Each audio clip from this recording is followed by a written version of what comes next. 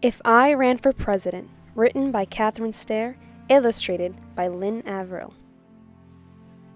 It would be great to run for President of the United States. If I ran for President, I'd hope the people of the United States would choose me for a very important job, the job of leading our country.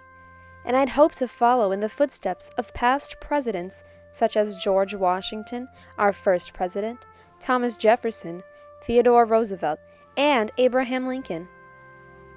I'd have to think carefully about my decision to run for president. I would want to know how my family felt about it too. Then I'd ask myself, am I the best person for the job?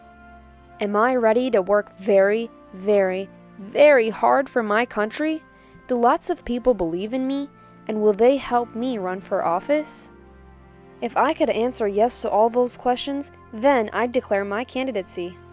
That means I'd announce I was interested in the job of President of the United States. If I ran for president, I'd run a campaign to let voters learn all about me.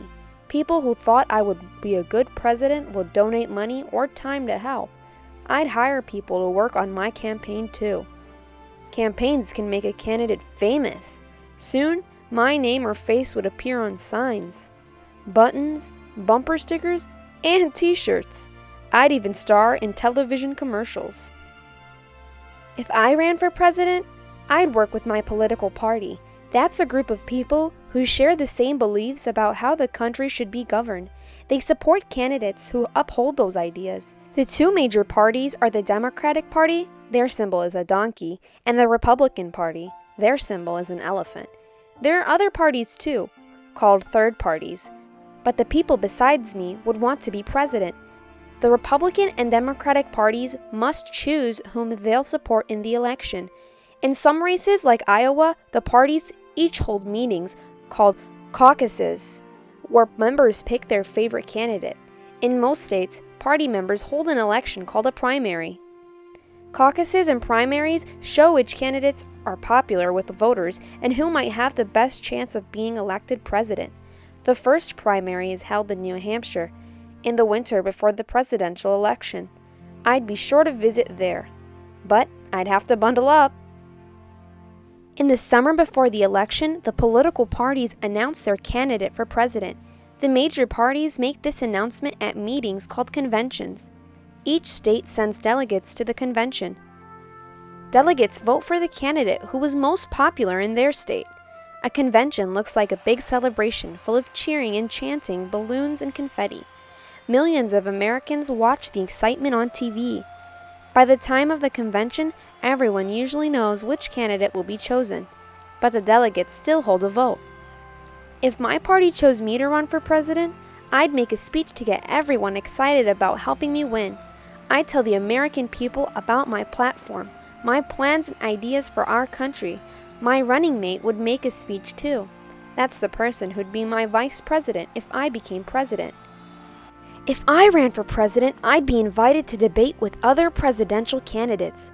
A person called a moderator would ask us questions. People across the country would listen carefully to our answers. Reporters would ask me questions too about my life, my family, even my kitten, Sassy. They'd print old photographs of me in newspapers and magazines, like the snapshot of me in my superhero costume or my baby picture when I still wore diapers. If I ran for president, I would travel to the country to meet lots of people. I'd have my own campaign bus or airplane to take me from place to place. Inside there'd be comfy seats, perfect for checking out the news, writing speeches, and thinking about how to solve the nation's problems. I'd take naps too. I'd need the extra rest. I'd work hard and be very busy. All in one week, I might share cereal with kindergartners in California, crunch corn with farmers in Kansas, and have dinner in Delaware where I'd order the blue plate special with apple pie and a large strawberry milkshake. After all that food, I might not feel too well. Still, I'd have to smile and talk with the people I met. Presidential candidates make lots of speeches, shake hands, and cuddle babies. Finally, in November, Election Day would arrive. If I ran for president, I'd be nervous and excited. On Election Day, millions of voters from across the country go to their polling places to cast their ballots. That's another way to say that they vote.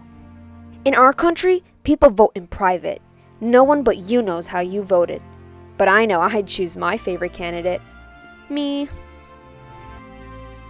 Once the voting is finished, officials set up the ballots. Then comes the announcement on television, radio, in the newspapers, and on the internet. People everywhere find out who will be the next president of the United States. I'd stay up late and keep my fingers crossed. If I ran for president and lost, the people who worked so hard on my campaign would be disappointed.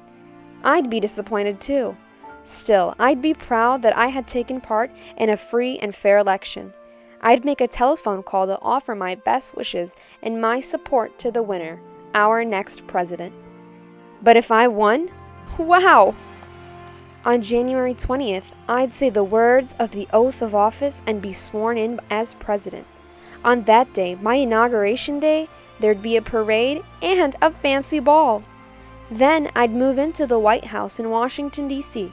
to begin my 4-year term as the President of the United States of America. And what would I do when I became president? Well, that's another story.